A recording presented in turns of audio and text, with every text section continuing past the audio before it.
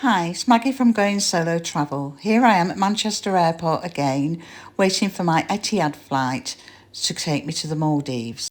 I was booked in at the Aspire Lounge that overlooks the runway on Terminal 1 so that I can relax and enjoy some of the delicious food that's on offer prior to my flight. Woohoo! I'm here! Yay! I was given complimentary access to the lounge at Marley prior to my domestic flight that would take me to Gan Airport and then on to Canareef via a short speedboat ride.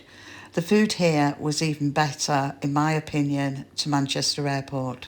The flight to Gan takes approximately 1.5 hours and it's quite comfortable. Next, I went on a short speedboat trip in the dark that took me to Canareef Island. The welcome that I received on arrival at Canareef was absolutely amazing. Canareef is the largest and the greenest island in the Maldives, being 4.5 kilometres long. To get around the island, you can either use a bike that is free of charge, or alternatively phone for a buggy or flag one down that's also free that will take you wherever you want to go on the island. The sunset jacuzzi villa exceeded my expectations by being not only large, comfortable and immaculately clean. I came back to my room one day to find that my bed had been beautifully decorated by my room attendant, Ridoya-san. Apologies if I've got your name incorrect. I used the jacuzzi a lot after sunbathing to cool down, or often on an evening when it was all lit up in a multitude of colours whilst I looked at the stars. The semi-outdoor shower was amazing, with plenty of hot water. Fluffy white towels are provided along with beach towels for your loungers. Toiletries are also provided, such as shower gel, shampoo, hair conditioner and body lotion, although I prefer to bring my own.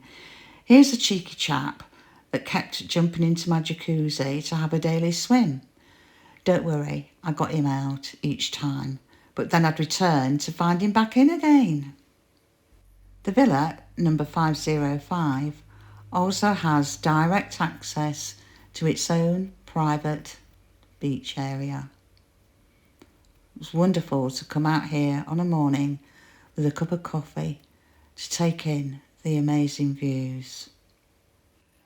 The feeding of the fish takes place daily at 5:45 on the jetty adjacent to reception. Not only will you see sharks and abundance of other fish, but also, if you're lucky, Mr. Ray will come along and also a turtle.